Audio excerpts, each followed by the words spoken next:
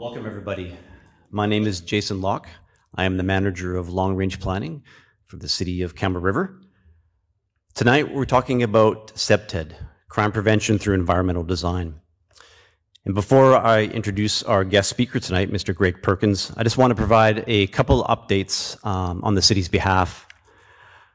This week, a number of city staff are actually being trained in Septed by Mr. Perkins. Also, the city it has a Septed program for businesses that are located in the downtown business improvement area, and we're making improvements to that program at this moment. That program is currently on hold while we do a thorough review as staff complete the process to make it more easier for businesses to apply to the program. And that update, the program, will be launched early in the new year. Also, while Mr. Perkins is here in Campbell River, he's going to do an update, a Septed update of Spirit Square. And that'll be updated while he's here this week on this visit. For tonight's agenda, Mr. Perkins is going to provide a presentation. We'll have a short intermission. He will conclude his presentation, and then we'll have time for questions from the audience. Before I ask Mr. Perkins to come up, I'll introduce him. Greg Perkins is a former 14-year police officer with the London Police Department in Ontario, and is the principal owner of Liahone Security Consortium, where he's been for 27 years. Mr. Perkins is a certified Septed practitioner and is one of the foremost experts on Septed in Canada. Mr. Perkins received his Level 1 Basic and Level 2 Advanced Septed certification from Professor C. Ray Jeffrey, who is the founder of Septed, through the National Crime Prevention Institute at the University of Louisville, Kentucky. He currently provides Septed training throughout British Columbia, Canada, and the United States. Liahone Security has been the sole source provider of Septed training to the E Division RCMP for the past 22 years. He has lectured to federal, provincial, regional, and municipal governments and design professional associations.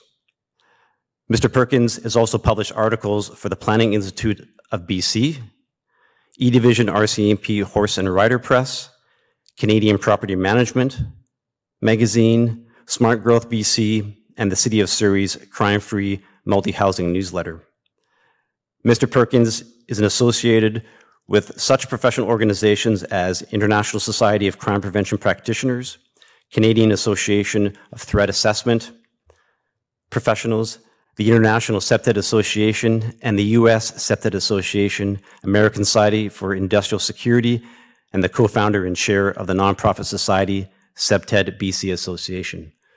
Will you please welcome me and giving a warm welcome to Mr. Greg Perkins.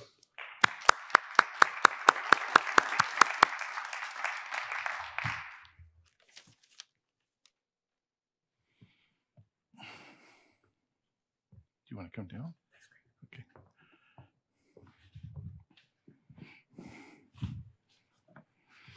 Thank you. Is my mic working? Okay. Well, it's nice to almost see you. All I see is just a big bubble of light here. In any event, I know there's some people in the audience, so thank you for coming out on such a cold night. It's nice to be warm.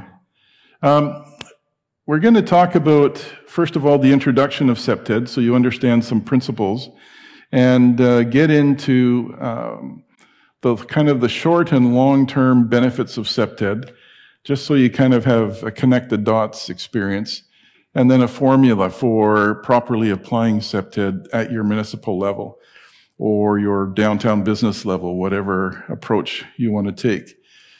It's not meant to give you, oh, I'm sorry, I forgot. So you may see pictures of my kids. Now would be a good time to go, not bad. So these guys know what you need to do to get by. So we'll do better next time, if there is a next time. Just to give you some background as to where Septed has come from, because there is a real science to it. It's not just, one person or two people running around the country teaching it and saying this is a good thing to do. It's come from the behavioral science, architecture, and urban planning side of the slide.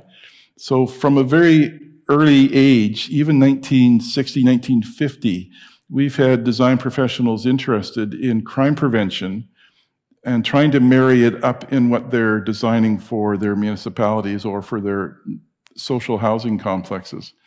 And then urban planning got a hold of it, and then behavioral science. So from that background, we have Septed today. And C. Ray Jeffrey, the professor that I took my Septed training from, was one of the foremost experts, I guess, on the beginning stages of Septed.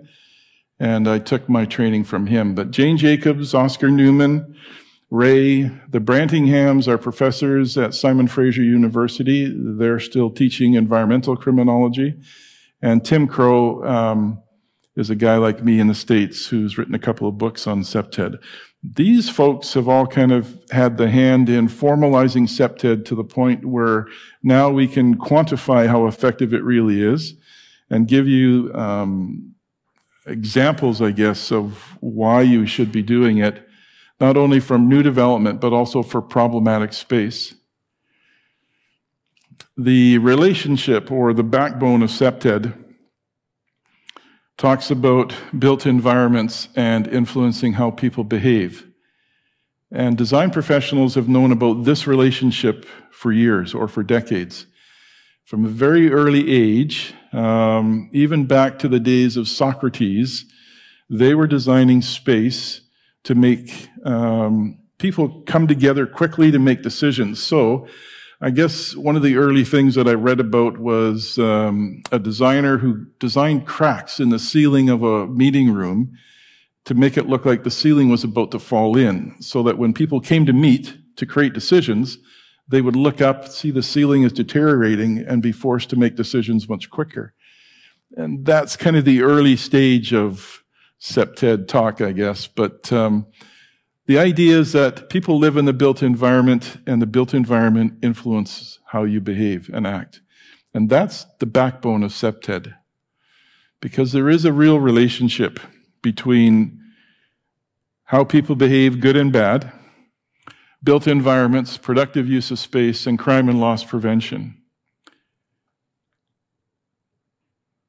The challenge is to create space that's safe for everyone to be in and not marginalize the folks that are often marginalized the most.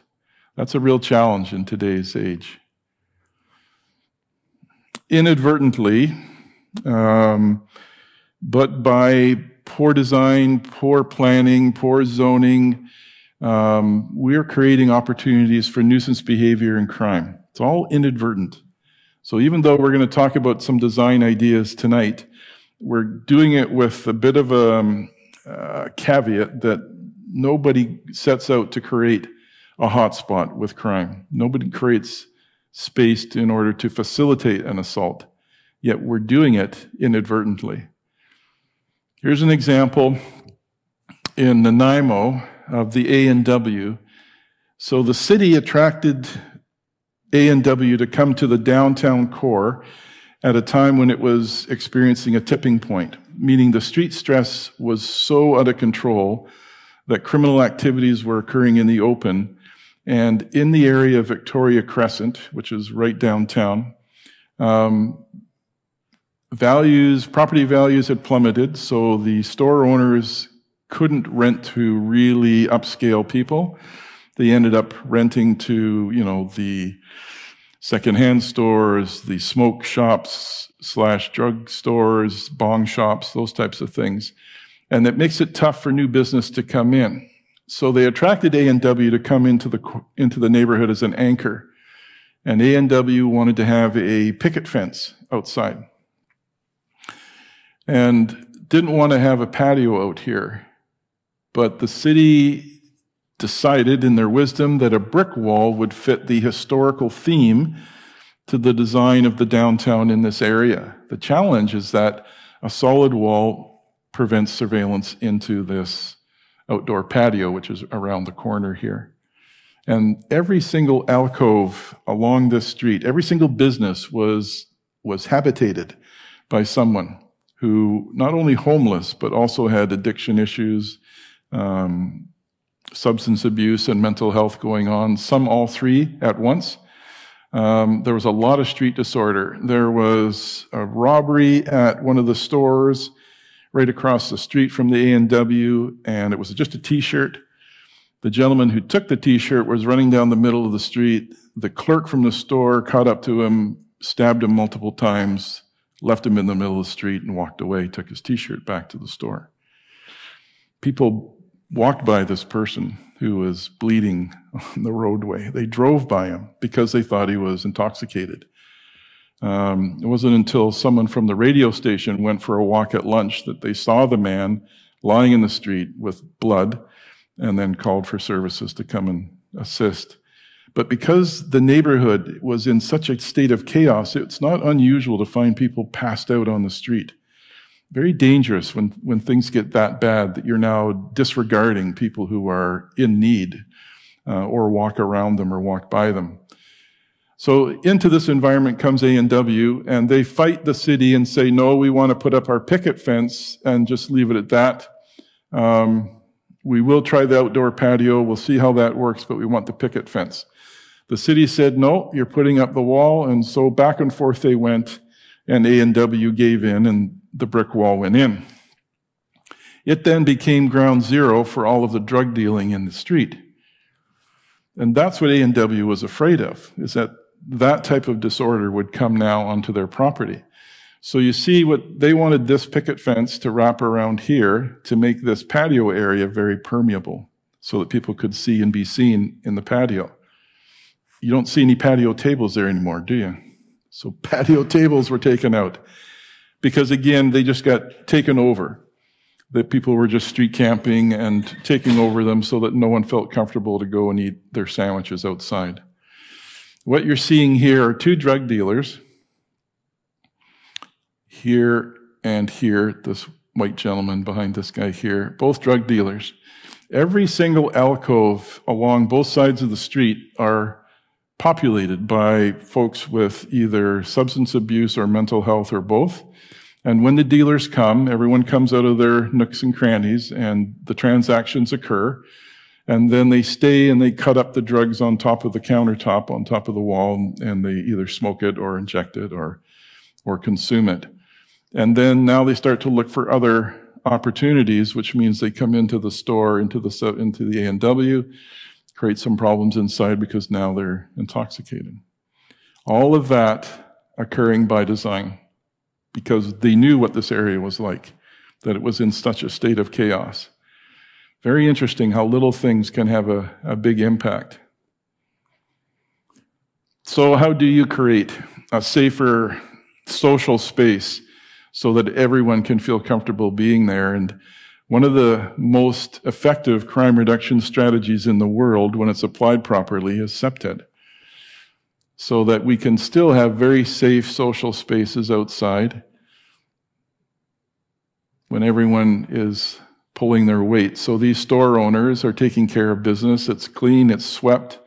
They take the tables and chairs inside at night. They're not bolted down, they're not locked. Their signs are out front. We've got the landscaping on the lamp poles, different colors of facades, different types of awnings, creating visual interest along the street. Simple little things like that attract users that come and have their sandwich or their lunch there. So the slide on the right is a little pocket park in New York. And on either side of the park are just skyscrapers. And you can see that there is a picket fence across the front, so they do close it off at night. But during the day, it's open and it's populated. And it's not a nuisance facilitator. It's not a negative activity generator. It's in fact very positive. They come, they play board games. There's food services on both sides of the skyscrapers of this pocket park. So breakfast and lunch, it's very active spaces. When the stores close, then they close off the pocket park. So it's not misused after hours. So that's Septid's goal, is to create safer space, to actually eliminate the opportunities for crime to occur even before new buildings are built or before it gets entrenched. That's the goal, is to actually design out opportunities for crime. The definition of septed, so words are very important. It's the proper design, the effective use and maintenance and management of the built environment can lead to a reduction in the incidence of crime and the fear of crime, and therefore an improvement in the quality of life. So septed is all about quality of life issues. It's not about catching people doing bad things, throwing them in jail. It's not about that at all. It's about creating environments that are welcoming and safe for everyone to come and use. A friend of mine that was one of the co-founders of Septed BC, who's passed away, he likes to use the phrase, septed is the purest form of crime prevention that he knew of. He was an inspector in the RCMP who passed away, and a good friend. But that was his favorite saying. So if it is the purest form of crime prevention we know about, why don't we do it? Why don't we use it more effectively throughout Canada? And that's what we spent most of our time doing, was traveling around promoting septed in different municipalities, provinces, and back in Ottawa. So this hospital was a septed designed hospital. Part of this building was septed designed through a very isolated laneway, alleyway here to deal with, but the glazing and the corner features, the chamfered corner, anything to open up surveillance into this alley, which previously had been a sex stroll for the sex trade.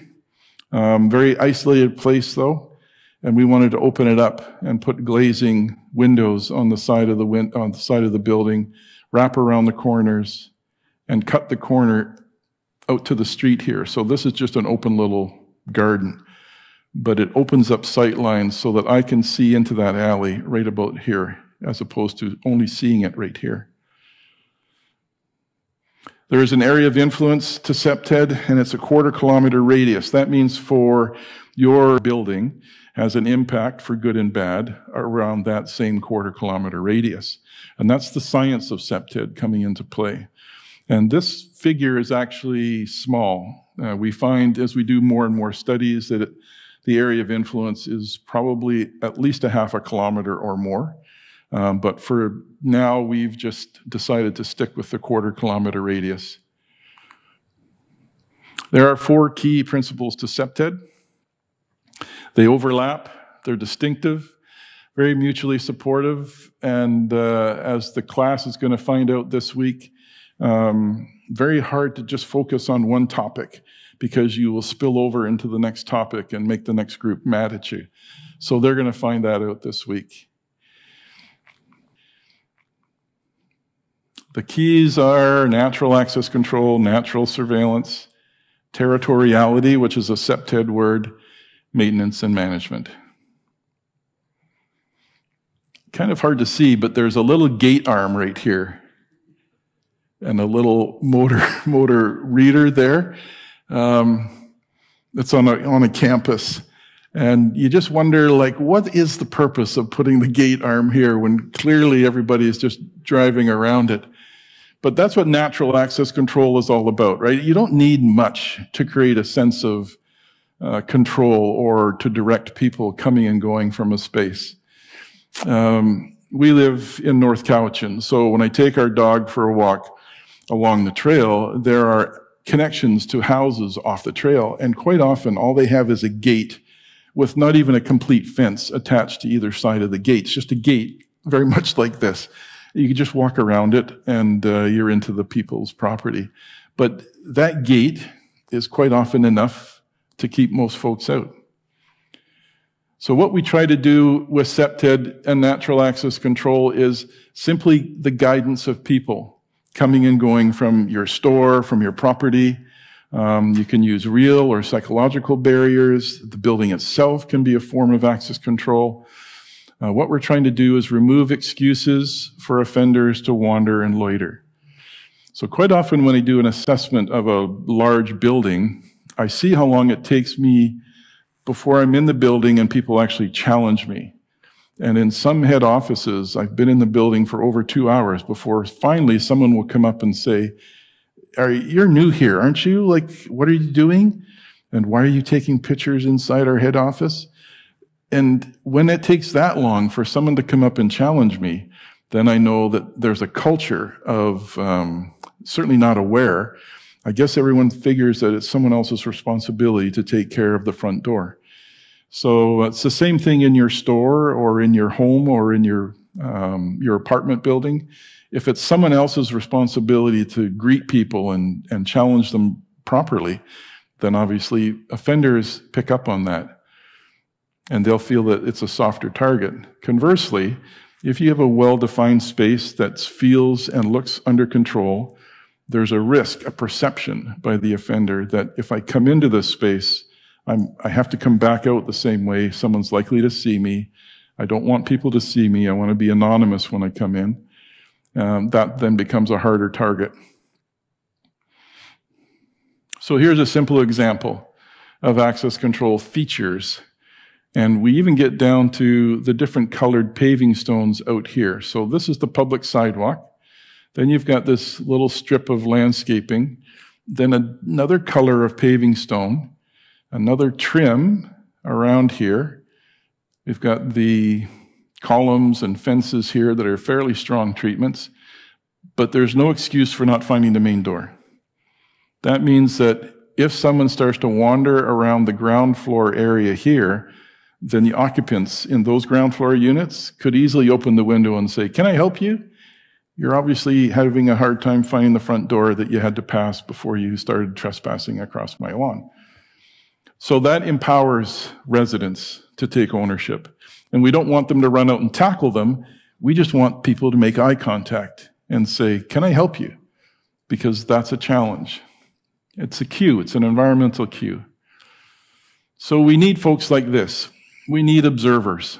So we design space for where people can sit, people can watch, because those observers pay dividends to our natural surveillance.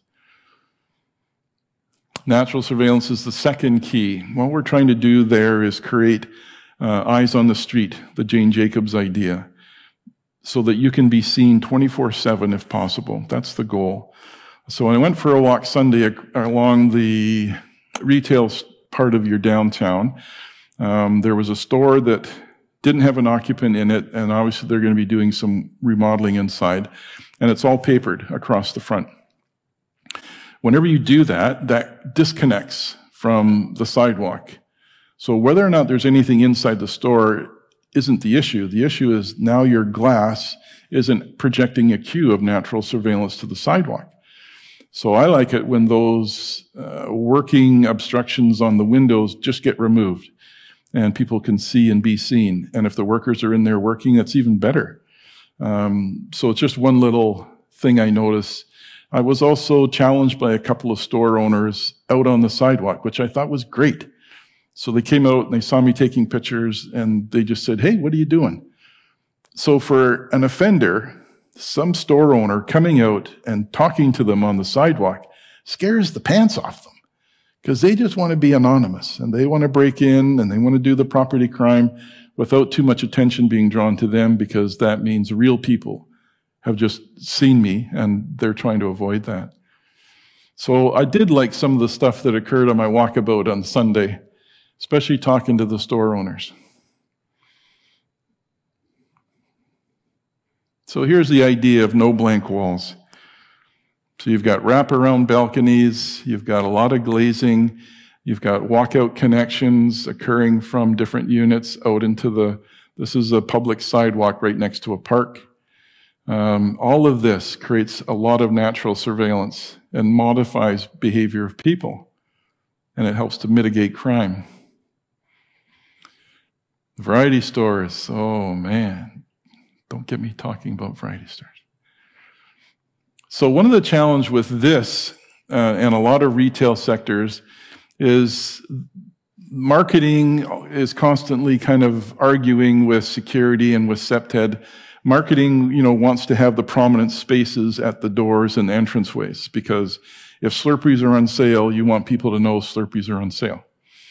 The challenge is that both sides of the door and both window frames should be clear of any type of displays. There should be a real good line of sight right to the point of sale, because that's a store that looks like a fishbowl. And if it looks like a fishbowl, then the police can see in at a glance. And offenders don't like that. Offenders want to have all these windows boarded over. They want to have really high gondolas inside so that you can't see the point of sale from the street, and conversely, you at the point of sale can't see out to the sidewalk. The challenge is that adult shoppers like to go into stores where they see other adults shopping. So if your windows are all covered with marketing posters or just displays, no one's able to see all the people that are inside your store. And if adults are drawn to other adults, then that would be a good thing to buy into. So that's the challenge with the retail sector that I find predominantly with the windows, because a lot of you have a lot of glazing, but when the market posters go up, you're reducing that sight line into your store. Even though they've got good gondola height here, it's these posters here. But they did keep the door open, and they did keep this pane open, so that was the compromise there.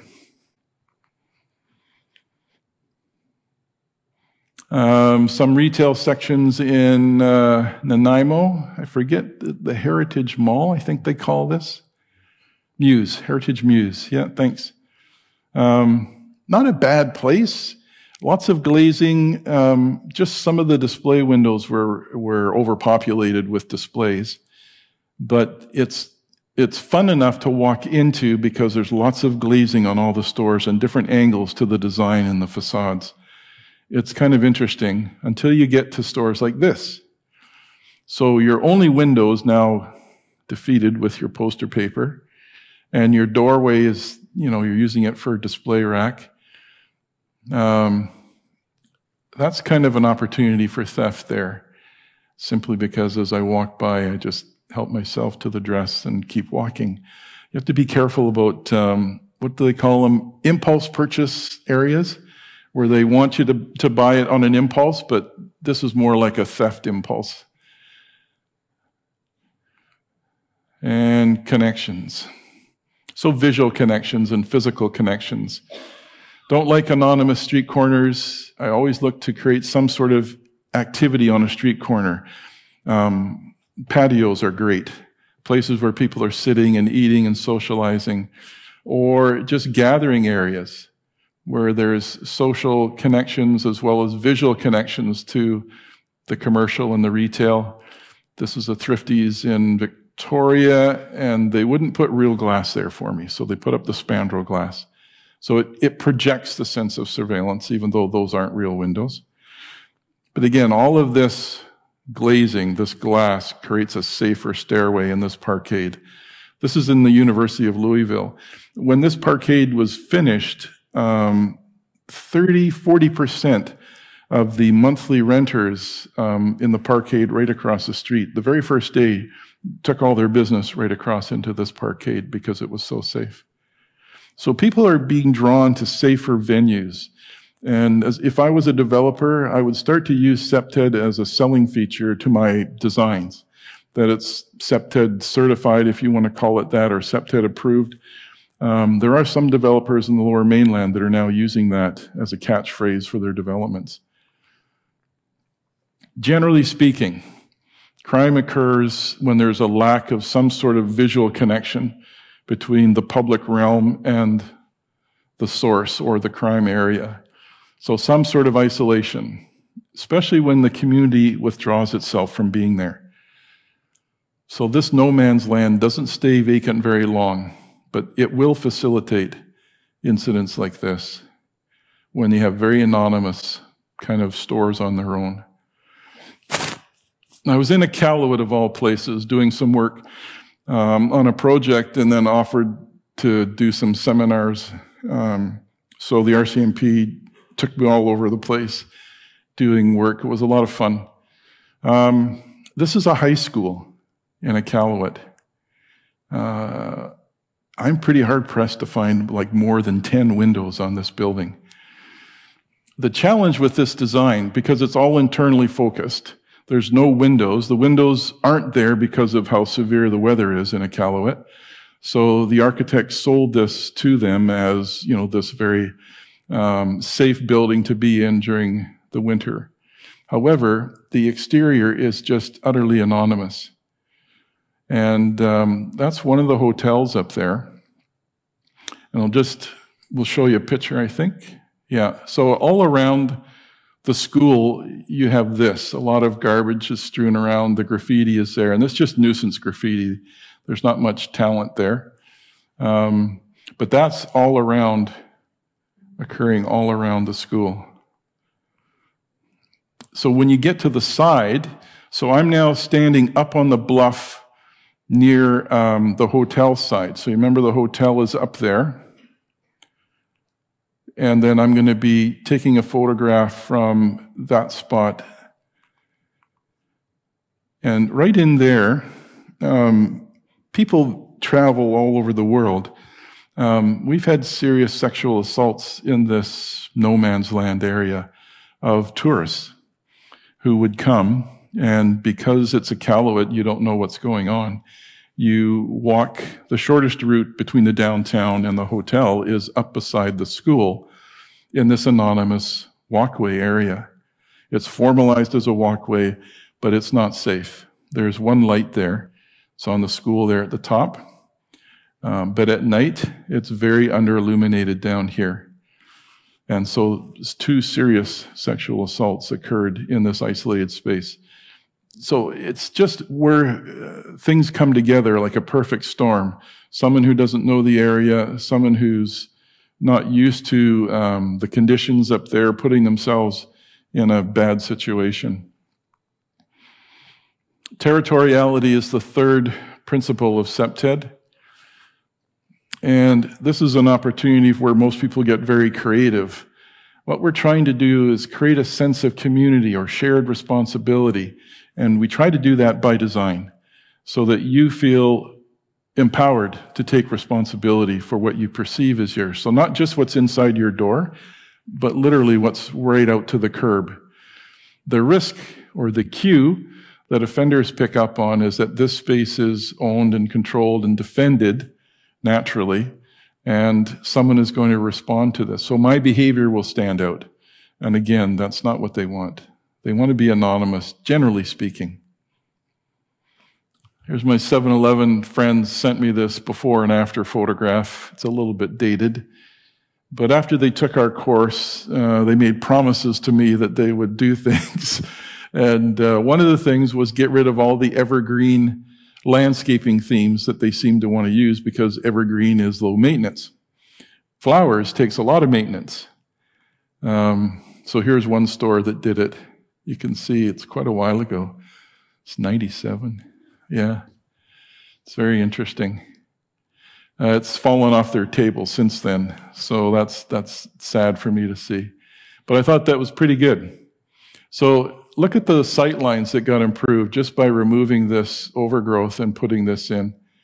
Nice sightlines to the store. And it looks better, in my opinion. But it also means somebody has to come there and prepare the beds several times a year and plant the flowers, take the flowers out. So real people are now hanging around the store, acting as eyes and ears into the store. Conversely, you have this type of bad kind of location for a liquor store. It's a walk-up, which I don't think we'd probably do anymore. But the overgrowth, it just looks and feels kind of sketchy. So all we're trying to do is personalize that public realm with some sort of planning, and usually that's landscaping. But you can use artwork, you can use colors, wayfinding signs, you can use all sorts of artistic expressions to create personalization of your space. There's no limit to that end of things. It's just fun to look at. So if it's fun to look at, then that means you're looking into a space that prior to that was fairly anonymous. And that's what we're trying to do, is create this sense of natural surveillance and access control using territoriality. Here's an interesting facade. I still haven't seen many facades in downtown Campbell River that look this funky, but there are a couple of stores that I guess could get away with it.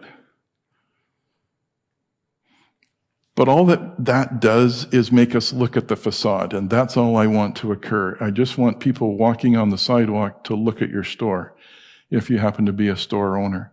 Because when that occurs, they actually may go in and shop. But if nothing else, their looking in creates a modifying effect on patrons inside the store. So it will modify the shoplifting by creating an interesting facade. Different colored awnings, they're not all the same, they're not attached. So you've got a visual and a physical break. It's just interesting to look at. So creating things that are defendable doesn't mean you have to create a fortress, picket fences, little landscaping, and then the sidewalk, and then a boulevard. Those are all defendable spaces. Those are transitional zones that project a sense of ownership. This is an actual house in Vancouver. It's been turned into a business now, but man, it just looked like this. But it was a house first before it was a plant or a design professional's office. I don't know, like, who would design a house with that type of garage? Man. Maintenance and management is the fourth key principle of Septed. That's kind of a cute mural. Years ago, a group of us got together down at the University of Louisville, and we were discussing projects, and projects were failing, meaning they were experiencing high incidence of disorder and even crime. And the common denominator we found was a lack of maintenance and a lack of management. And so we kicked it around a little bit, and it just became the fourth principle of Septed. Back to our 7-Eleven friends, we'll pick on them again. So this is a store in Vancouver that gets robbed monthly. There is an alley system that runs along the side of it, which is right here. And this is kind of upper parking, and then there's lower parking. And that's what the upper parking level looks like at night. Like just dark and scary. The lighting isn't very well balanced. There's a lot of pot lights and facade lights, but it kind of ends right here as far as the brightness goes. And that's not enough of a sight line for staff to see out into the parking lot. So that facilitates the robberies. But not only the robberies, but think of the quality of life of the staff that work in that store who, when they go to work, don't know if they're going to get robbed or not. That's a lot of pressure to go to work under.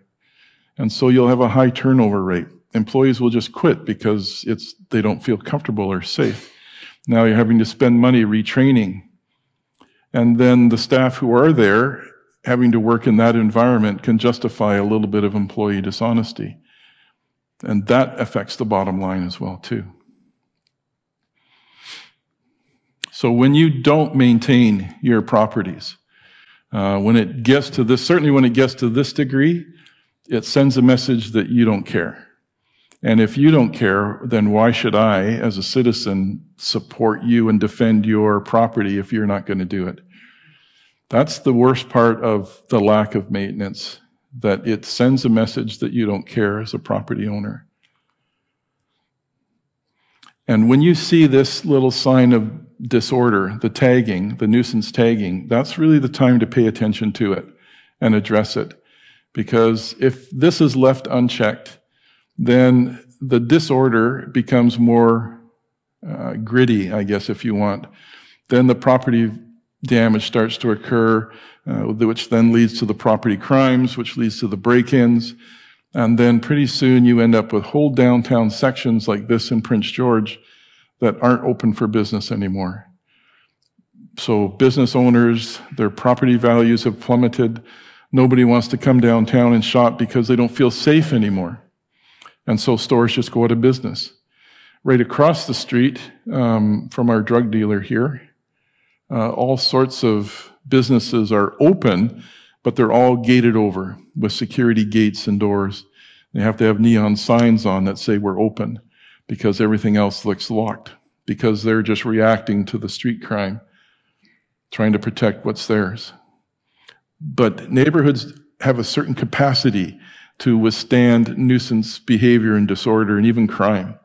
But once you reach a threshold, your neighborhood is like an ecosystem, and it tips, and you just can't control that much disorder anymore. It's just a human capacity issue.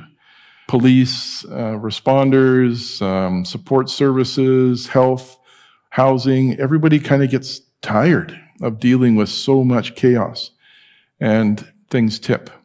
And before you get to that tipping point, it's really effective to go after it at this point here, before you get to these points. Pay attention to the little things. And then that leads us to the management side of things. So the partnering with special groups that have an interest in our community and the well-being of everyone, that aren't there to kind of politicize the issue, but are there to actually as solution providers. They're there to help. Those are the folks that I enjoy working with because they want to be part of the solution around the table.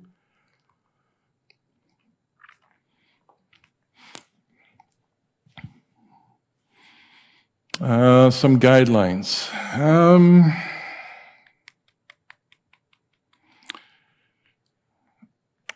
So why don't we stop with the guidelines and then you can run the video and then we can take our break. Would that be okay?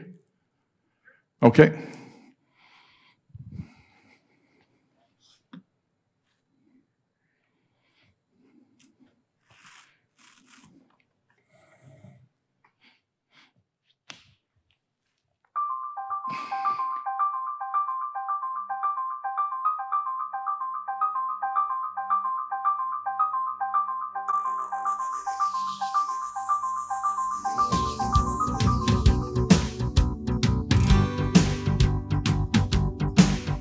The idea that we can actually design out crime and nuisance behavior before it even happens. That this built environment that's around us here has a direct relationship on how people behave and act. And so when you have a whole community and a whole city that's built on those principles, then you're creating a very safe city. The power rests at a municipal or town level.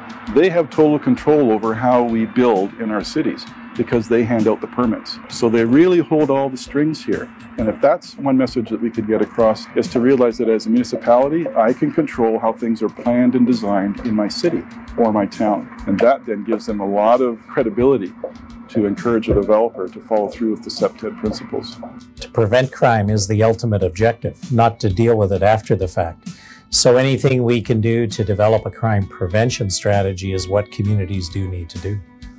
We've been studying this and proving it for over 60 years. Septid is the most effective crime reduction strategy when it's applied properly in throughout the world. Septid's in use in Japan, in Holland, in Great Britain, in Europe, in Brazil, in South America, certainly in the United States. So it's part of every single due diligence that goes into a building of a general nature in a municipality. The City of Vancouver, the City of Victoria, the City of Abbotsford, Prince George, Fort St. John, Mission, all communities where they've had some sort of Septid training or that balloon has been floated up by someone have embraced it and they understand the benefits of it. So why wouldn't we do this? Why wouldn't we encourage every single development to include this principle in what we're building, designing, and planning and zoning? Why wouldn't we?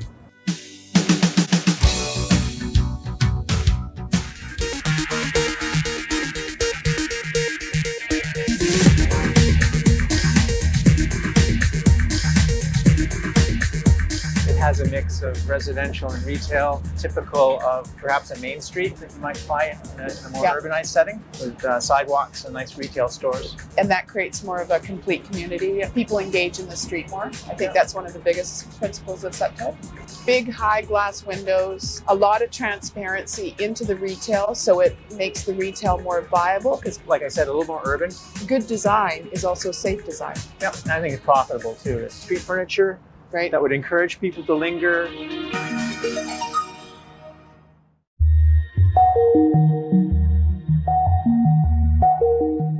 Septid wants to know about the physical environment we're putting this structure in and that surrounding quarter-kilometer radius, and that's where relationships come in. So Septed can't be prescribed. There's no checklist we can generate. That's what makes it so exciting to use and practice in, because it's very creative. And you have to get out into the real world and see what's actually going on here day and night before you build here. And then you can know if you can be extremely creative or if we need to be a little more conservative. Septed is multidisciplinary. We have to work with other crime prevention programs. It is part of our overall crime prevention strategy. And we suggest, for example, to local authorities that they have an overall crime prevention strategy. And in that, they include all crime prevention programs that they're running, including Septed, including CCTV, including youth programs, seniors programs. It doesn't really matter, as long as people are sitting around a table and discussing the issue of crime prevention overall. Septed has more effect and is far more successful when it's included as an overall crime prevention program. The value for the RCMP to be involved at this stage is enormous, because if we're faced with coming in at the end of the design phase when people have occupied it and we retrofit Septed measures, it can often have the opposite effects. You get into more of a siege mentality as opposed to you may not need that if you did it right in the first place. Yeah, absolutely. Because our success is at this level. If we've missed the opportunity and we tell an individual, well, you should probably put in a gate and a big sign saying no trespassing and no one allowed and you're under video surveillance, we've kind of missed the opportunity. One of the main principles of Septed, which is simply called territoriality or ownership, if you like. And the idea is that everyone living in the neighbourhood takes some part in it, so that everybody has a sense of ownership of that place. And the idea simply is, okay, we own this place, we will look after it, and we won't tolerate things that go the wrong way. Implementing Septed principles is very important. Every single development that we have in the city goes through the process at the Design Advisory Council that works with the developer and the investor and his team in terms of looking at all of the Septed principles, making sure that they're implemented. It's very simple and it's very basic, and it's very important to implement on the front end.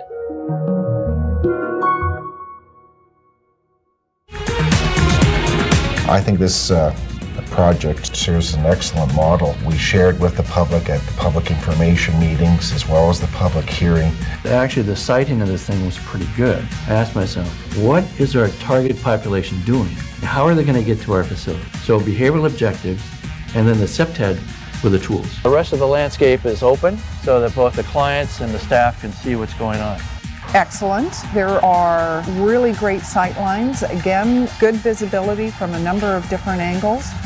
So we did look for a picket fence, hard to top, and it's strong, and you can see through it. Chain link, it doesn't look good, it's easily climbed, and it's really a false security.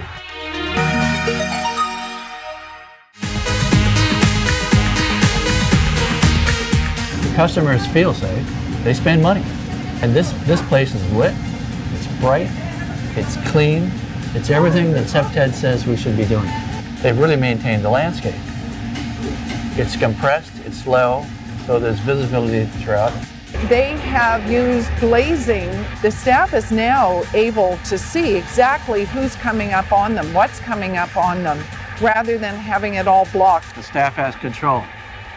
Good, clear sight lines, the pathway coming in. It feels safe. It does feel very, very safe.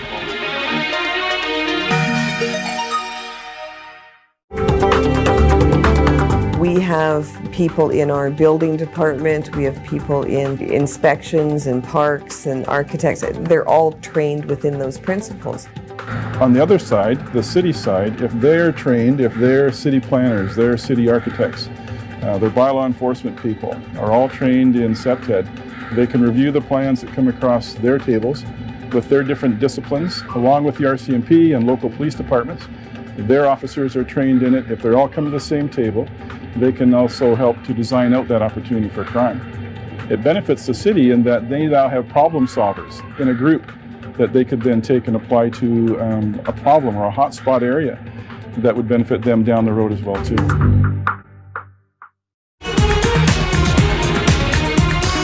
Very open, very transparent, just creates a very comfortable feel. There's a lot of clarity to it too. You can tell what you're supposed to do.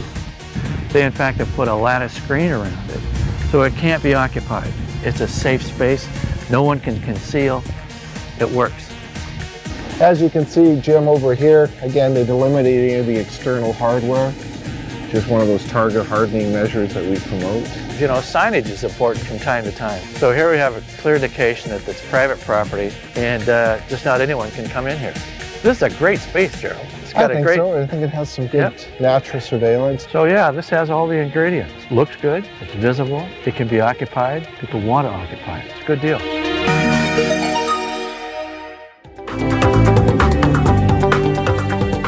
Well, Septed is a clear example of where governments and private sector can partner together to develop a crime prevention strategy. It really has helped us because it's made us look at our development in our community, the areas that we have, and how do we make them safer, more visible, incorporating all of the Septed principles into it that really contributes to crime prevention.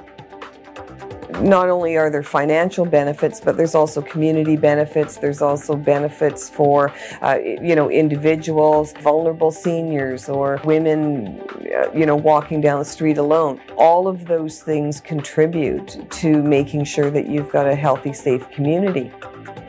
Septed plays a lot of different roles in a municipality and can benefit them by creating safer, successful environments that have long-term benefits that will generate an interest in that development from the community, from the businesses that are there, and the clients as well. So that the people who are there on site feel like they take ownership of it, and so it stops crime and reduces the nuisance behavior. And that's something every municipality can benefit from. Communities and developments, whether they're mixed use, retail, or commercial, or residential, can then be sustainable and defendable. And that's good for business, that's good for property values, tax base stays healthy and strong, and then you have less crime and less nuisance behavior.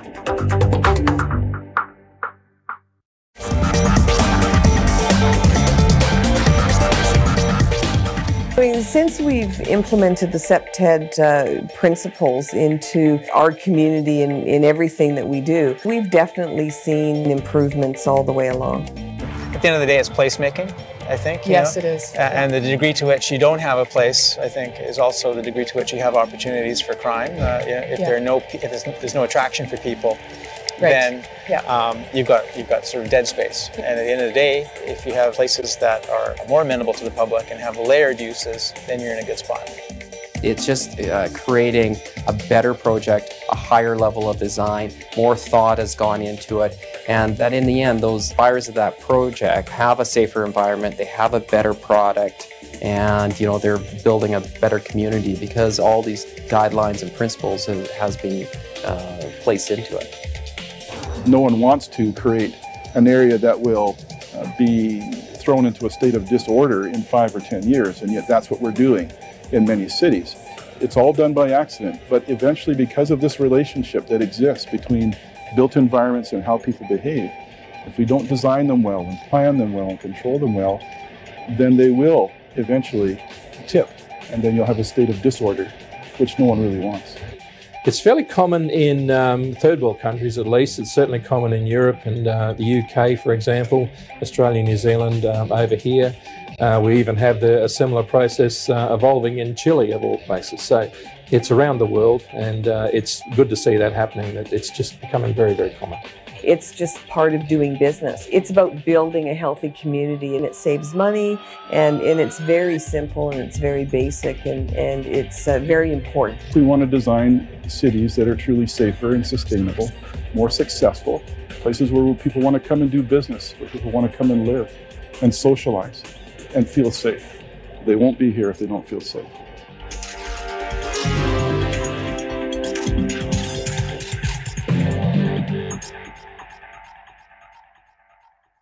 Welcome back.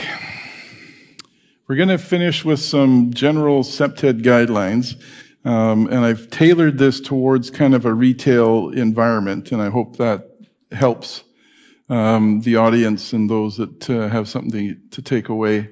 And then we can finish with some Q&A if there's any interest in that.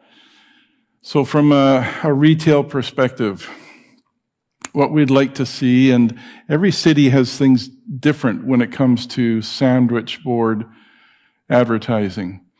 So that may be an issue in some municipalities. But as long as it's small and doesn't reduce the functionality or the width of the sidewalk, I don't have a problem with small sandwich boards. But I do like what this store has done. So to match the landscaping out here on this boulevard, you've got these planters out front, the awning as well, and you've got some different colors up here. It just personalizes that space. So it turns it from public to kind of semi-public, semi-private space before you actually enter into the store. So whether those awnings are retractable or fixed, it doesn't matter to me, but what we're trying to avoid is that whole line of, 8 or 9 stores all sharing one canopy. If you break them up, create different heights for the canopies, different colors, different textures, no canopies, all that sort of thing works on a streetscape because it makes it interesting to look at and it makes it interesting to be there and shop. It's the idea of creating social spaces, portable tables and chairs where people can go anywhere they want to in this geographical area, follow the sun if they want to, and find interesting places to talk. So the difference between these two pictures, and the one on the bottom is how we quote unquote are building in the Lower Mainland for retail. The challenge with storefront glass that is at least 2 stories high is that, I don't know if you noticed in the movie there, where the 2 people are talking out front of the high street windows, and she points to the window and says about all the permeability. But if you notice her height and then the actual height of the window is probably almost 3 stories tall. And that's more window space than that store is ever going to need. And it's not at a pedestrian scale. So although I understand that design effect, it's lost on the human scale at this level here. Whereas this older design kind of follows the different facade look for each store. There's not a lot of awnings, different colors, different textures, different architectural features to the facades. That's a more interesting street to walk along. This just tends to get lost in kind of the noise of steel and glass, whereas this actually has some uniqueness to it. And that's what I enjoy about small towns, and Campbell River is one of those. When you go for a shopping experience, a walking experience, storefronts are different, colors are different, textures are different. That makes it a visually interesting walk for shoppers. So if you're interested in making pedestrian-friendly shopping experiences, the sidewalks need to be wide. And most of your sidewalks, or sections of them, are very generous. And then some are narrow because of older designs, perhaps. If you're going to have street trees, make sure they're in grates so they're not a trip and fall hazard. I've almost broken several ankles doing Septed assessments in downtown business districts because street trees weren't in grates, because I'm not paying attention to where I'm walking, I'm just taking pictures.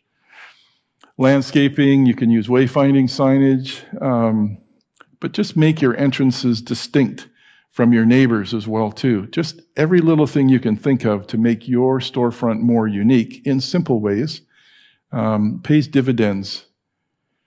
Illuminate your sidewalks and your alleys. Just some interesting things I've noticed over the years in traveling around. This little street kind of had boutique kind of stores. So no chain stores, everything was very flavor oriented towards the local market. They used the steel watering drums for their landscaping, which was kind of fun. Most folks tend to go to the hanging baskets, which are really nice, and some sort of banners or feature lights. But anything to break up this impersonal sidewalk and create some visual interest. Little pods of artificial grass there. Little tables and chairs. People can sit on the windowsill because, again, there's a food service there. So we encourage that. but street trees and grates again. And sightlines in and out of the storefronts. That's pretty key, because that little gem, I guess, where adults like to go into stores where they see other adults shopping or participating, that's very true to form in any kind of downtown revitalization program you might be interested in. Adults will shop where they see other adults shopping. But if they can't see into the store, they can't see other people shopping. We still want to have sight lines to the point of sale from the street, so that when police are walking or driving by, they can do a quick check and see the till. And conversely, the till and counter closer to the store entrance, so you have access control over that point. And till and counter facing the public access point. So if you can't put it right near the front door, then make sure it faces the entrance door. Got wayfinding signs, you've got different surface treatments, different colors going on. It doesn't take much to create a little sitting space. So you're not using up a lot of sidewalk when you do that with very low profile table and chairs. Conversely, when we do this, you end up with a store that's either being robbed on a regular basis or experiencing a lot of shoplifting, because there's no sight line in or sight line out. So we're trying to keep exteriors free from landscape overgrowth and encroachment. So this is in Langley, actually. Still looks like it today. Very overgrown here. And all this needs to do is just come right down to the height of that fencing. And then you've got a sight line into the store and into the patio. When you fortress up your businesses because you maybe have experienced a smash and grab, very frustrating, tough to detect and tough to police and make an apprehension and a smash and grab. So quite often store owners, to protect their valuables, will fortify the windows so that you can't smash and steal, as opposed to removing expensive articles from that display window at night, which could be an option. But when you fortify up like this, everyone else in this little plaza felt the need to fortress up as well too. Every single store looked like that. And it sends a message that it's not safe to be there and shop. So it has the opposite effect to what you might think. Most folks look at that and think that's an unsafe place to go to, so I shouldn't shop there. And so we avoid it. And then you're losing business. You may have protected what's in your storefront, but you're actually losing business as well. So try to avoid that. Keep your sight lines clear, keeping balanced lighting inside and out so that you can see the clerk there. The clerk can see me because there's a balance of light inside and outside. So if you're going to use a light source, try to use a white light source with a high color rendering index of 90 or above. That's what CRI means, color rendering index. And that just means the whiteness of the light. And if the more white light you have, the more true to form we see things. So for human identification, and if you have CCTV in the store, then that's a better lighting environment than a low pressure sodium light, those yellow lights that we used to use quite a bit of. Would you rather shop here or here? Where are you going? And sometimes it's as dramatic as that, right? This is an overly illuminated parking lot, but it just goes to show you that folks feel comfortable in well-lit space. Whereas everybody tries to park under the few light poles in this parking lot, there's no problem finding a safe parking space here. But that was over-illumination for a marketing purpose, so that's Septed by accident again. So aside from those little tricks of the trade, then you have to think of the procedural side of your operation, the other ounce of prevention. So if you are a retailer dealing with the public, you need to consider having effective robbery prevention programs in place, robbery and loss prevention. And it's not It's not a policy if it's not written, right? Then it's just a dream or a goal. So once you create written policy and procedure, you have something to live up to. So go through that process. Your procedure should deal with cash handling. So how much cash do you keep in the till? And if you're open at night, your cash should be lower at night than it is in the daytime. You should do frequent drops. Make sure you communicate that at the doors. So you tell people that come to the store there's minimal cash on site and you have a robbery prevention program in place, but you need to have it in place in order to put the stickers up. Consider time lock safes, policy and procedure on making bank deposits. So generally speaking, that'll be management. But you want to avoid habits and routines when you're doing bank deposits. Consider time lock safes. And then you'll have prevention on robbery and loss prevention, shoplifters.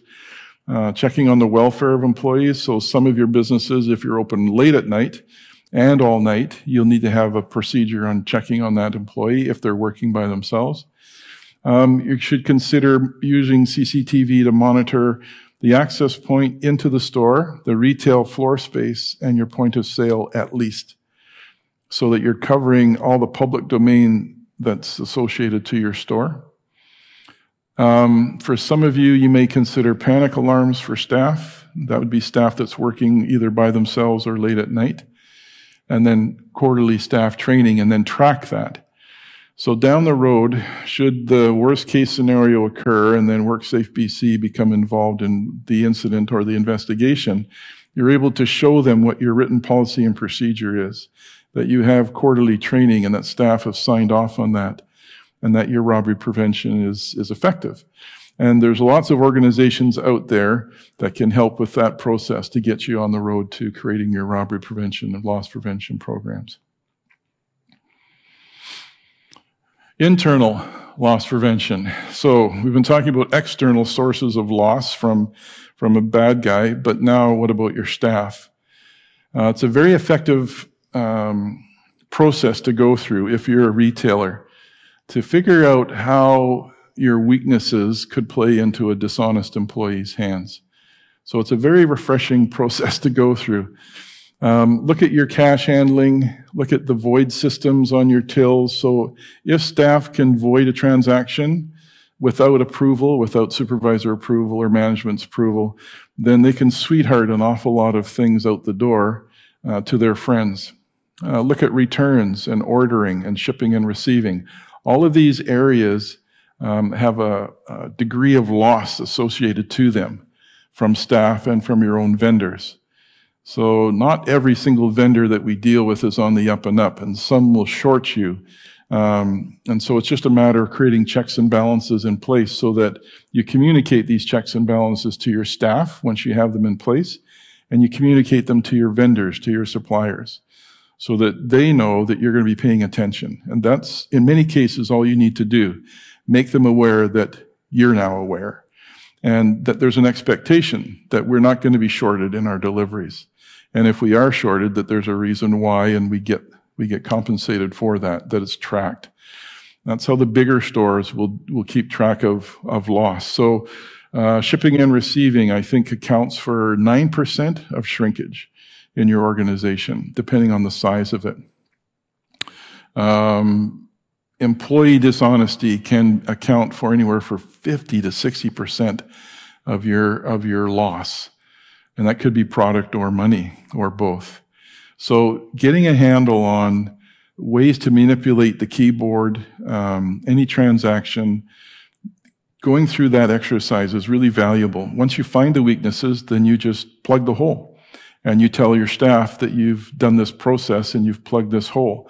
It tells them that you're paying attention. So if they're opportunity sensitive and they're having a bad day, they've got some stress in their life and they come to work and they realize that the checks and balances are in place, you've just removed an opportunity from them, right? So we're removing a temptation, if you will, from them so that the weakness isn't there for them to exploit. And whether they remain a long-term employee, then that's up to them, but you've created the checks and balances. They have to be there in place. And so if you're running your own business, that's a really valuable exercise to go through. And then once you've created the process, then train your staff. Actually tell them what you're looking for. That just reinforces the whole loss prevention initiative. And for external loss prevention, I just use customer service. Just use customer service for the people that come into your store. In BC, we have organized retail theft that accounts for over $1 billion in loss to businesses. It's so effective that the stores they steal from, they turn around and sell it right back to the same store. That's how effective organized retail theft is, just in this province. So when they come to town, they're going to hit all of the stores at once.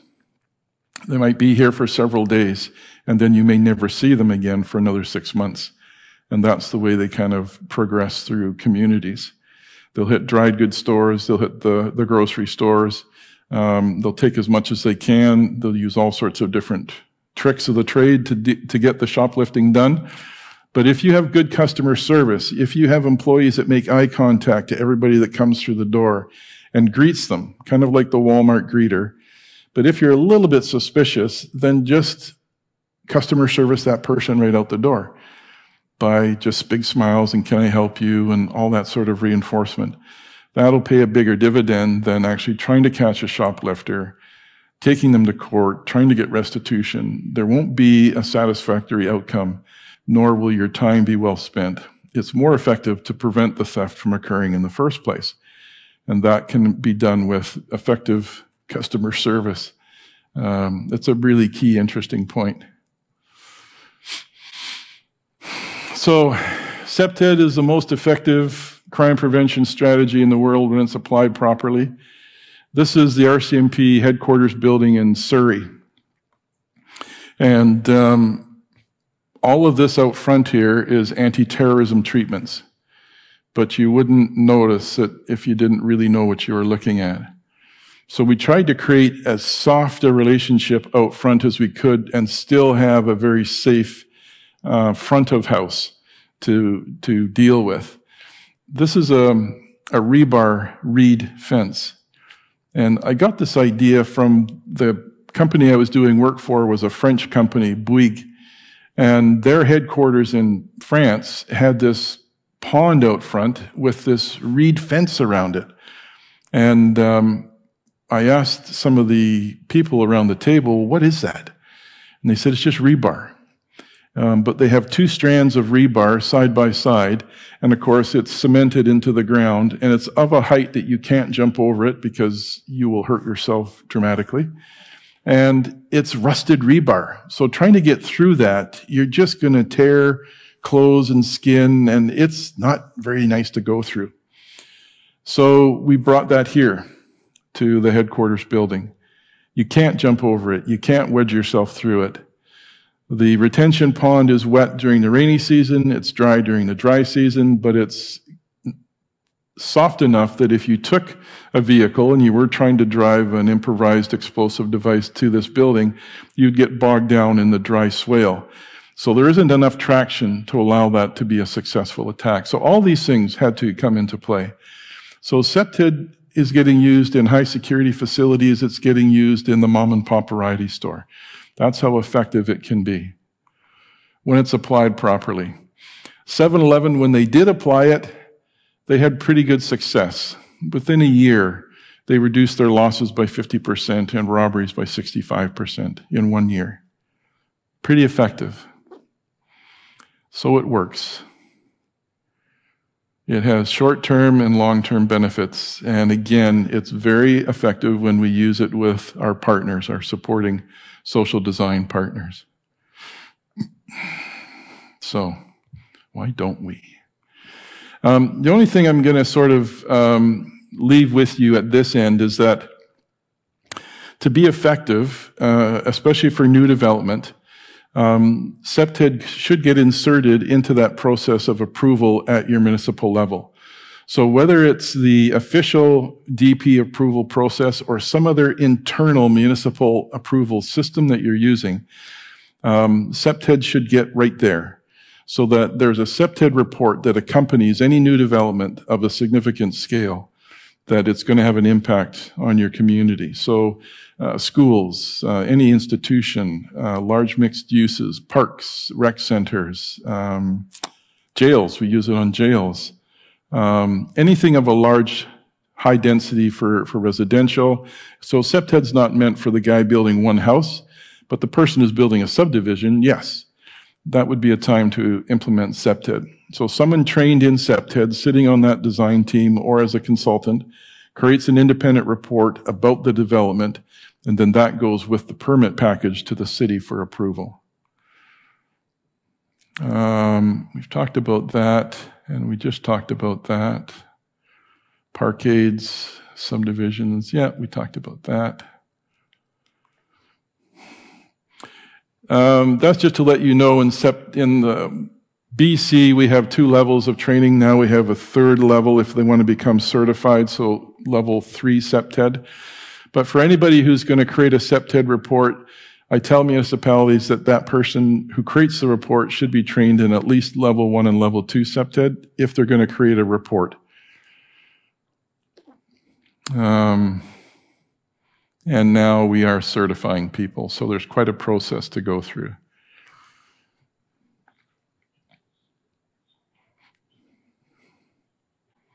So once all of this process has been completed by the applicant, they would receive a certified Septed practitioner certificate from Septed BC.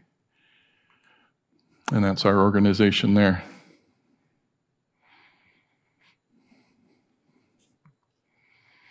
So, ball's in your court. So some of these issues are some things that you're able to deal with on your own as a store owner, as a property owner, as a community. Some things will fall onto the municipal side of things to kind of take a look at and see what they can incorporate into policy and procedure.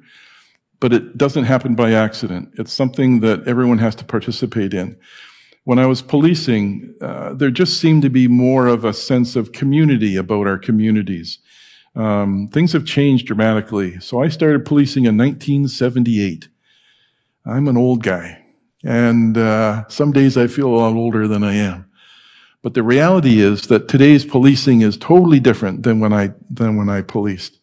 And there's a lot of challenges and a lot of street stresses in our communities. Big, big picture problems. But don't let it overwhelm you. So there are things that you can do as a homeowner, as a store owner, on that scale, that will pay dividends, that will help bring kind of the community back from whatever tipping point we've experienced here in Campbell River. But it will take this coordinated approach. It will take the city working with you and with other specialists to bring things to the table. I'm going to end it there. And I appreciate your time and letting me kind of spout off here. But realistically, if this is the most effective crime reduction strategy in the world, why wouldn't you use it? It doesn't cost an awful lot. And there are some really inexpensive delivery models for Septed at retail levels as well, too. So there's lots of training that can occur with RCMP and municipal staff. Lots of ways to kind of get it out into the community. So feel free to give me a shout or send me an email if you have any questions about a site. I'm here all week teaching the course with the city. So although I'm focused on Spirit Square, I'm happy to look at any site that you guys think might benefit from a quick look and a quick comment. That I'm happy to do that. So take the email down, take the phone down, and send me an email if you have that, or redirect those questions to the RCMP officers who are trained in Septed, and start there if you want to. But we're happy to help in any way we can. Any questions? It's a lot. It's a lot to take in. Yeah. Did you say that the RCMP, are they involved in that program here? Yes. So I think in this province, I've probably trained about 2,000 RCMP officers. And we've done Septed training here in the city in the past, and RCMP officers were on that course. I don't know if they're all still here, but there will be RCMP officers at the detachment who are trained. There are 2 RCMP officers on the course this week who are getting the course too. So I was curious also as to how many different players or groups from the community are going to be currently trained. Not specific numbers, but for example, City Hall, City Council. Yeah. So we've got bylaws, people from bylaws, people from planning, people from facilities, people from parks, property, projects, capital projects. So quite a wide range of city staff are taking the course this week, which is a really interesting mix of folks. Usually we get city planners, bylaws, and parks people on the course, and this has kind of opened up another dynamic with facilities and capital project people, which is really interesting for me to see. So it's an even wider brush. Yep. Yeah, so if there's a couple other premises or areas of town that'd be interesting, would be the 1300 block, kitty corner to the fire hall where the Mental Health Society has got their property. And it's an unfortunately designed property. I had a friend who had a business in there, and it's like 2 separate buildings with an alcove in the middle, and it's already creating all the service calls by the RCMP, and I think maybe even some design work could improve it with the shrubbery between Heritage Square and the various shrubberies all around. It's already got a safe use site, right? So it's already got its own issues that get generated, but on top of it, it needs some environmental fixes. And then I've got some concerns about the amount of armory that's happened in the alleyway behind JJ's and all the way down through like literally it is Fort Knox back there. If you drive through that alley, it is chain link fence. Then they've got the woven in between the fence, and then they've got the barbed wire, almost the entire alley. It doesn't feel great as a citizen to even go in that area. And I don't know if that's something that the city can look at, whether that's, obviously people are protecting their property. So. Right. But it's also creating that air. It's a really uncomfortable feeling. Like you feel walled in if you're in there. And where's this alley again? Well, it's near an area. So you know where the courthouse is, and across the street is the entertainment facility. Yes. Oh, JJ's. Oh, okay. Oh, okay. And the alley behind the downtown safety office. Yeah. Right. Yeah. That alley is. So we're actually doing that as one of the site assessment areas for the groups. So they're doing the Noodle House area right around there, and it goes right to the food truck alley, whatever that space is called, right next to Harborside. So they're assessing that whole section of the block as part of their project site for this week. I think in town generally we've had a lot of landscaping issues that create like a lot of shrubbery that create view blockages in parking areas. There's the one in front of the SRD. There's, and some of it's just natural trees that are there, and some of it's planting that have over the years gotten a little bit large. But, and probably well-intentioned over the last 30, 40 years that they put this shrubbery in. But it would be interesting, especially with the local government offices or city-owned land, to have some commentary back.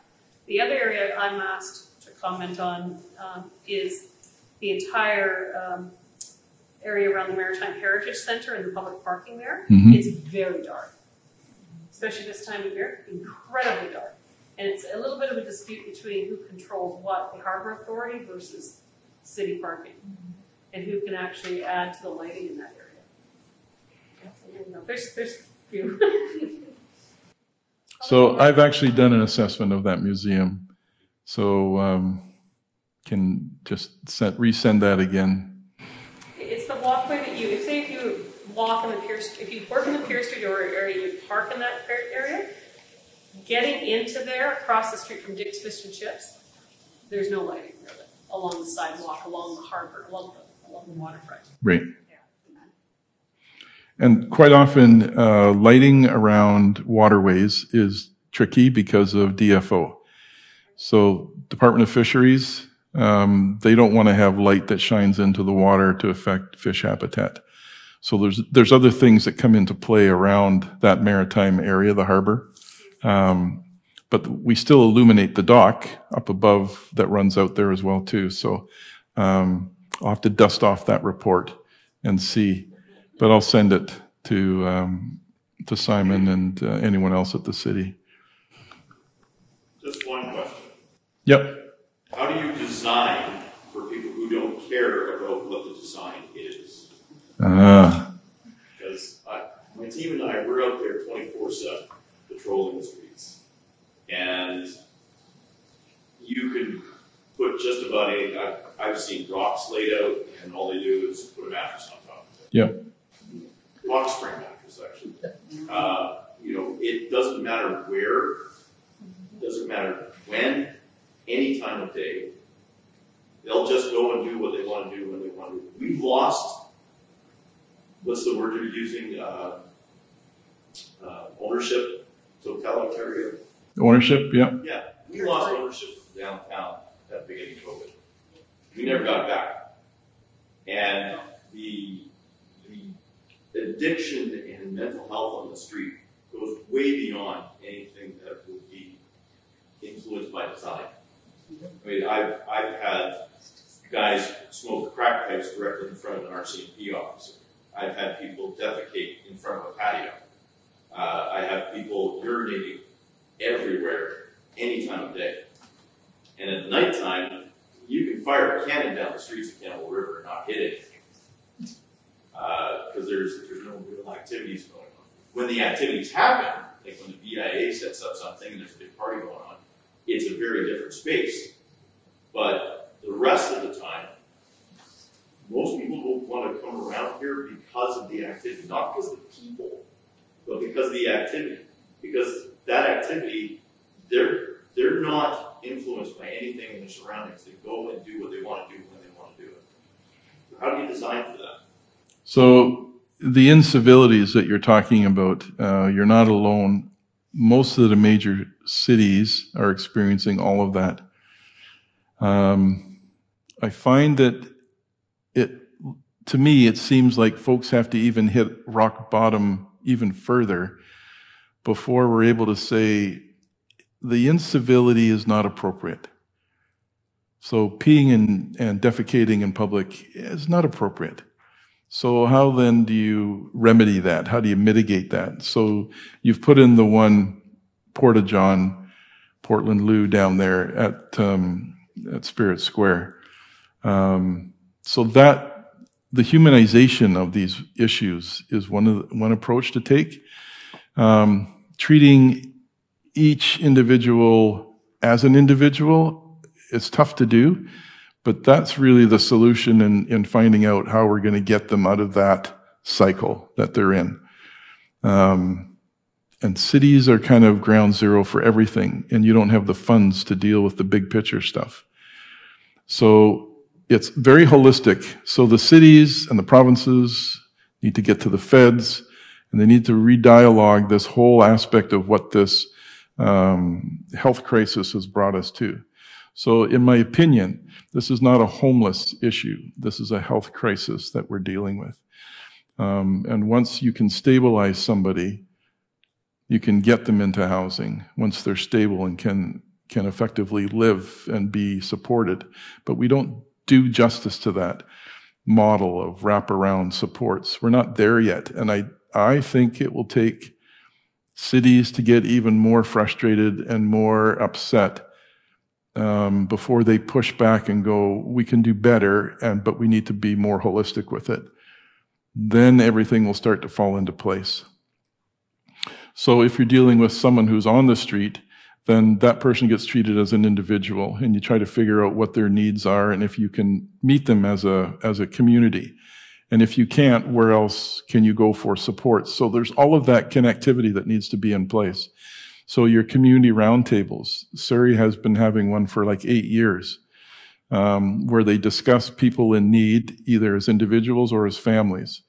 And there's two different types of tables. One is for people who are in distress, either about to harm themselves or others. And then there's the families that are in distress and are about to become involved with that negative lifestyle. And then they go after those people with a wraparound approach. And that's the most I can see municipalities being able to do, because we haven't reached that threshold yet where we're going to push back in a proper way so that we're not frustrated dealing with it on a piecemeal basis. It's a roundabout way of answering that question, but if someone wants to pee in public, there's very little we're going to do unless you're prepared to arrest them. And if we're not prepared to arrest them, then what are we going to do as a community? Just let it continue to become more and more incivil. I just think it takes a city to get kind of fed up and push back, reach their own turning point and say, we can do better, we can help, we can do more better, but it will take a lot of coordination, way more coordination than what I see going on. It's kind of a dark picture, but it's going to get, yeah, it's to me, I just think from what I've seen in almost 30 years of doing this and working with a lot of cities is that folks are reluctant to come to the table because not everyone trusts everybody, right? And whereas we need everybody around the table. So you need health, you need social services, you need housing, and they need to be prepared to come to the table as solutions, not as nice to have around the table. They need to come prepared to work, like roll their sleeves up and get dirty, right? Let's figure this out. That's where communities have to get to in order for change to occur. Then a lobbying will start to happen at provincial levels and at federal levels. But cities are wearing it because this is where it's at. But you don't have those connections by and large. That's been my experience. But when things create change for a positive way, then all those provincial partners come to the table prepared to work. And we set aside the political agendas that some other special interest groups might have, because that's not doing the poor any good, my opinion.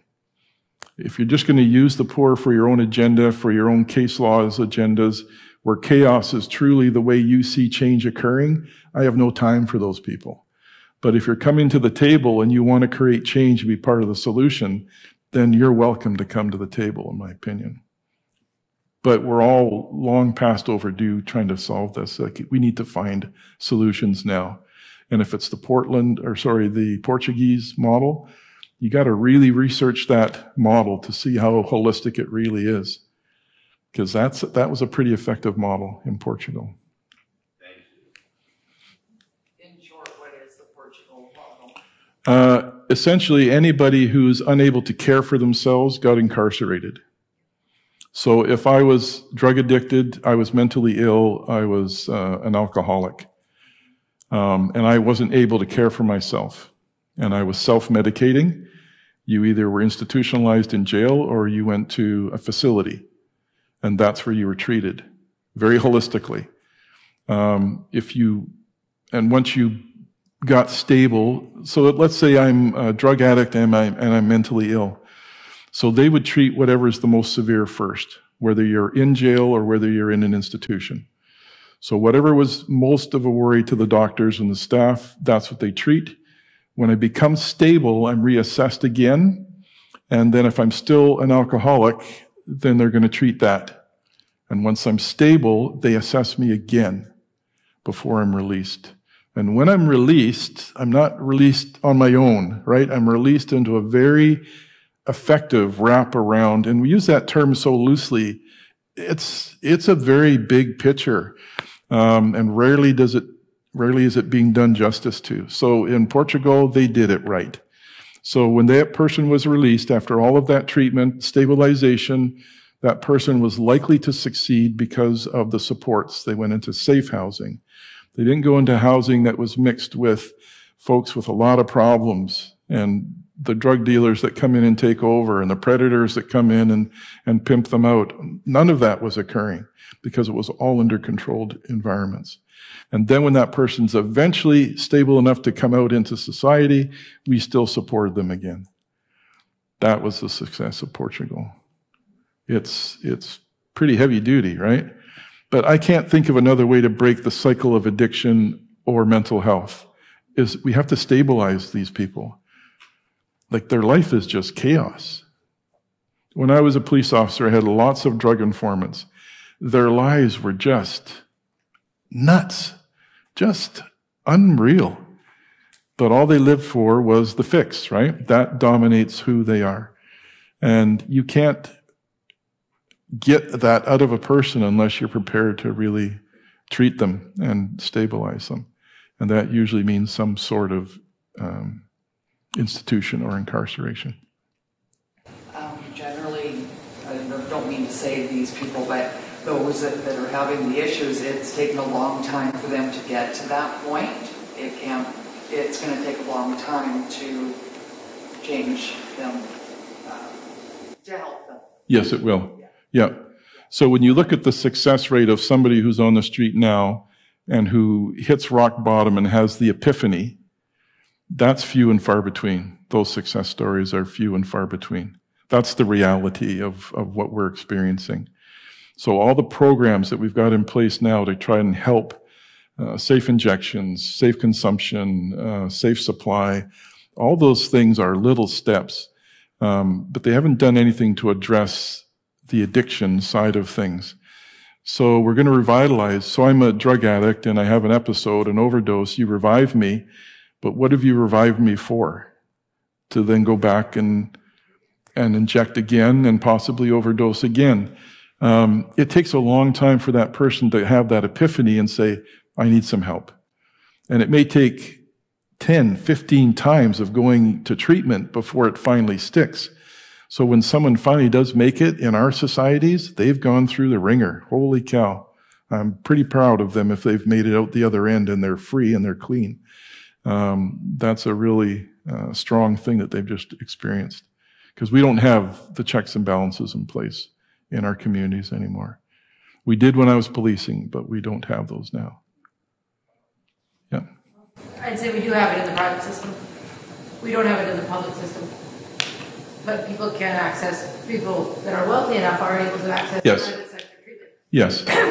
So our public system does not allow for this. Yeah, that's a fair statement for sure. Yeah.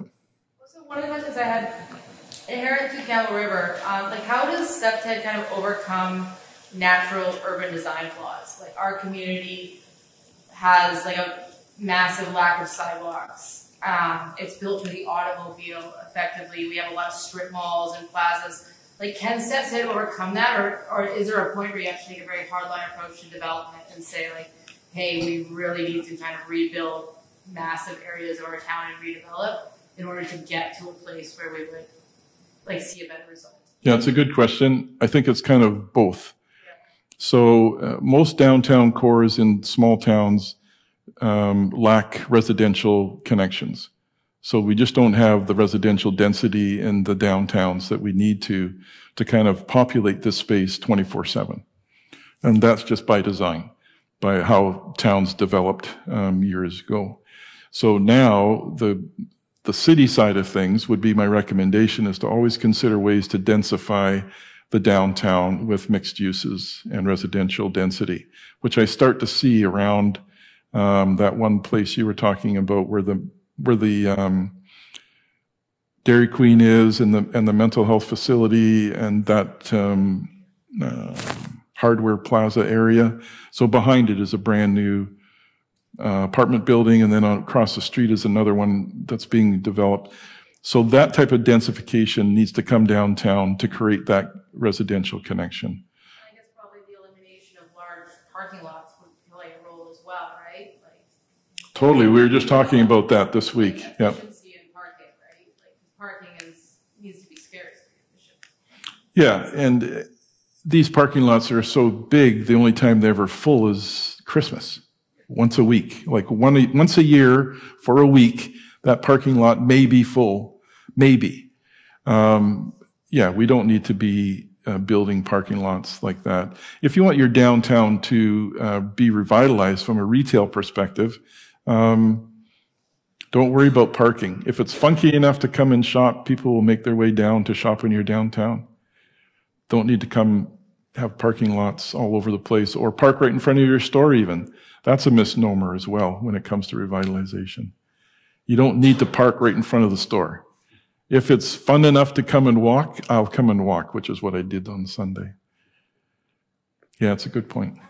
Yeah. I'm just curious, like in your presentation, you said about opening up for visibility in businesses and that.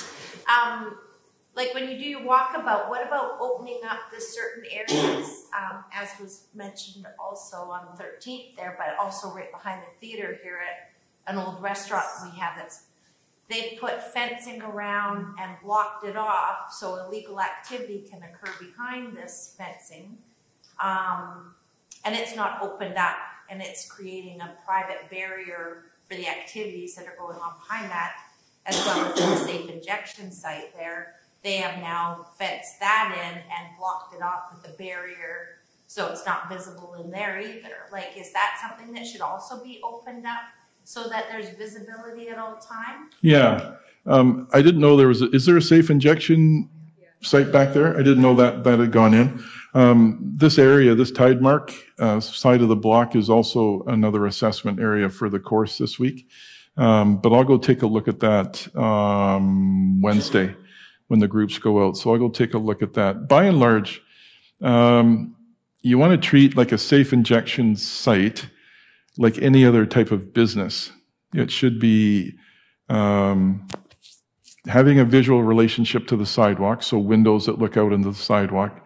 Granted, we want some privacy for injecting and that type of consumption, but who controls those facilities needs to be a good partner for our communities as well too. So some of these sites, the drug dealers are welcome to come in and deal the drugs inside the facility. Some aren't, because they say you're not welcome here. Well, it's not even a matter of drugs anymore. It's a matter of like stealing from businesses and hiding behind the fencing to distribute or unbox the products. Right. Yeah. I just need more context to give you an answer on that. So I will take some pictures of that place. Yeah. And then my other question was, sorry. It's across from Home Hardware? It's on the corner. And then also right behind the theater here at the old Rose Bowl. It's also been gated in, and they'll take stolen bikes. Right, right. Yeah. Okay. Oh, so you were talking about two different places. There are two locations, but both in effect have been gated in. Okay. And now like illegal activities occur behind these fenced-in areas. But to be fair, the one at the OPS site is closed at 7 o'clock, and there isn't anybody behind it. We actually lock after it down. Hours. After hours. Yeah. So after 7 o'clock in the evening, we lock it down, and there's nobody allowed in that space. That's the one by the Rose Bowl? No, he's talking about No, that's the one I'm talking about is the OPS space. Right, by the Starbucks there? Behind London Rose. Yeah. Okay. Yeah, anytime you create an isolated space that's hard to see in, it will get populated with some sort of disorder or worse, right? Some sort of crime, because it's just a nice place to go and hang out. But it's also sometimes where they feel safe, right? There's all sorts of things that come to a determination as to why a person gets drawn to a space for misuse. But I'll go take a look at those and see what's gone on there. Right, and just as a matter of an update, so tonight when I parked right in front of the library, because they've got alcoves, I haven't really paid any attention. But then I watched this woman walking into the alcove and this fellow following her, and then he holds up a jacket so she can do whatever she's going to do behind him, which I assume was irrigation, which is right across the street from the washroom facility that we provided. So I'm like, okay, like you're going to do that right in front of me with the lights on. But the courthouse, they've just boxed it in. And if you talk to the courthouse manager, they'll say it's made a significant difference because I've gone in to talk to them. Yeah, so I have pictures of the courthouse before it was being remodeled, and it was kind of ground zero for a lot of nuisance loitering and behavior, which is odd for a courthouse because you think, what's its purpose, right? and the people that come and go from it, you'd think that'd be the last place that I'd want to hang out as a down and out person, right? Yeah, it's just interesting, right? Stunning body cam video. I was going to ask you is you also mentioned not putting bars on businesses because it's discouraging to shoppers, but there's such almost a nightly occurrence of windows being smashed in businesses in this downtown area and theft occurring that a lot of businesses have now had to go to because they can no longer get insurance on their businesses. So what would be another route to take if you're discouraging putting bars on windows? So the other option is to put a security window film treatment on the glass so they can't break it. If you use enough force, you can still break the glass, but it's being held in place by the window film. Or decorative wrought iron security bars. And when I say decorative, some cities actually have design bylaws in place. So they discourage the use of those square bar security treatments. So if you want to protect your window storefront like that, you want to fortify it up, you can use decorative wrought iron designs. So the design has to get approved by the city. Everything kind of has to go through the city, be approved before you can actually install it on your business. So it's just another design bylaw. Chilliwack has that bylaw, I think, for designer security grates, which I'm not opposed to that, which means you put them up at night and you kind of accordion them back in the daytime, so they're not always on. And some are funky enough and decorative enough that I guess you could leave them on. They'll still be decorative, but then you're going to lose your window presence. You're going to lose your marketing presence. So if you put them up, they should be removed during business hours. And that's just kind of an accordion style of installation. So they're not permanent. Yeah. A number of our businesses downtown that have been broken into have had bars designed so they're quite attractive. Rag dolls, boardwalk. So people are, Quest is doing the same thing. So people are taking that into consideration, but they feel more comfortable with having bars up. Yeah, I understand totally. Police can't be everywhere.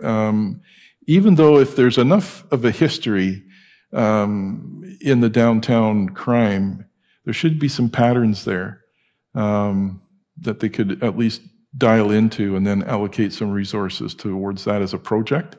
So if there's enough of a track record, the crime analyst should be able to create some relationships there.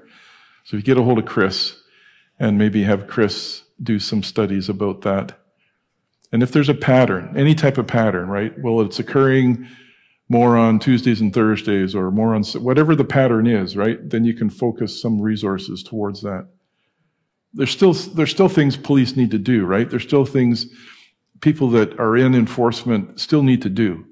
Still need to figure out ways to do that, right? We can't always say we're too busy. We can't just give up and say, well, we just don't have the people for that. You still have to do something, right? Come up with some sort of solutions to help rather than just kind of sit back and let the store owner kind of fend for themselves, even though that's not what they're doing. But I just think we need to go back again to policing, right? Community policing, true community policing, in my opinion. On a slightly different note, I'm basically here for personal. I live in a strata in a condo, and we had a couple of break-ins into the parkade, and a couple of bikes were taken. Is there somebody in town, in Campbell River, like say the police, that we can contact? Could you come out and evaluate around our condo and maybe give us some suggestions? Maybe there is some overgrown, but then we've got two different perspectives on that. Well, we want it private because then people don't know that there is a door there. The different securities of fencing. We cut through the chain link fence very quickly, So putting up the bars, that's an expense, but then, you know, having the appearance that it looks like it's an unsafe, you know, place to be in, right, et cetera, et cetera. So just wondering if we could have somebody on a homeowner kind of perspective level that could give us some advice on that. I would hope so. I can't speak for the police because I don't know. In a lot of jurisdictions, we train folks usually in their crime prevention unit or some sort of volunteer capacity, and they will go out and do business and home security checks. And part of that will be a Septed assessment built into that checklist. And generally we do a 1 or 2 day workshop for those people so they have an understanding of Septed. They're not creating a report. As long as they're not creating a report, they don't need to be fully trained in Septed. But if you give them enough information in a workshop, they can go out with this form. And if the detachment wants a sample, I can give them one that I did for mission. But again, that was something I'm trying to get E-Division Crime Prevention headquarters to do. Like it should be a standardization that every detachment uses the same form, so that when you train somebody in that form, wherever they get posted, they could do that work. So there are processes out there. And whenever someone calls me and says, you know, could you come to my town and look at my strata for me or this or that, I usually point them to the detachment and say, call the detachment. There should be folks trained in Septed that should be able to come out for free and do this little assessment for you. Because that's all it really is. It's just them going and giving you the opinion and creating a little checklist, I guess. And they're already in place. So I just don't know what Campbell River has for that, Simon. Is there any program that Septed works with insurance underwriters? Because businesses, if they're facing insurability issues, would probably pay for reports if it could keep their insurance rates down. Yeah. Terry and I, when we first started Septed BC, we didn't go to the insurers because we didn't want Septed to be an issue of liability. In the States, Septed is an issue of liability, and it drives, liability drives a lot of change in the States.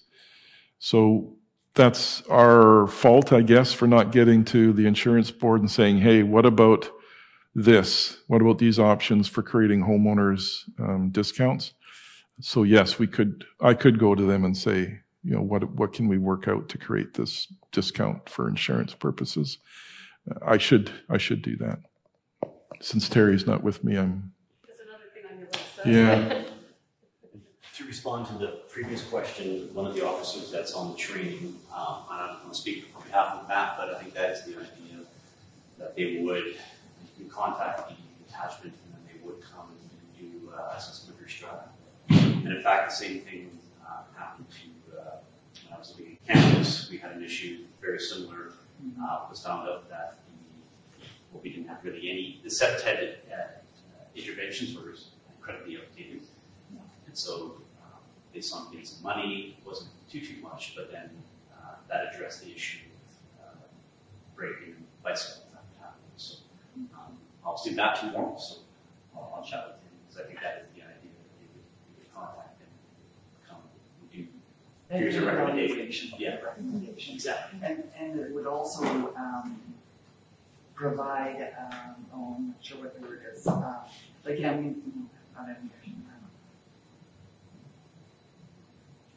validity, the reason to do it to the strata, so that proof and that this is recommended. It should be done. Did you say one more question? If there is one more. There is one. We've run the well dry. Well, thank you everyone for coming. I want to thank Greg for, I think we learned a lot tonight, and those of us who are taking training, looking forward to spending the rest of the week with Greg. Greg, thanks again, and big round of applause for. Thanks.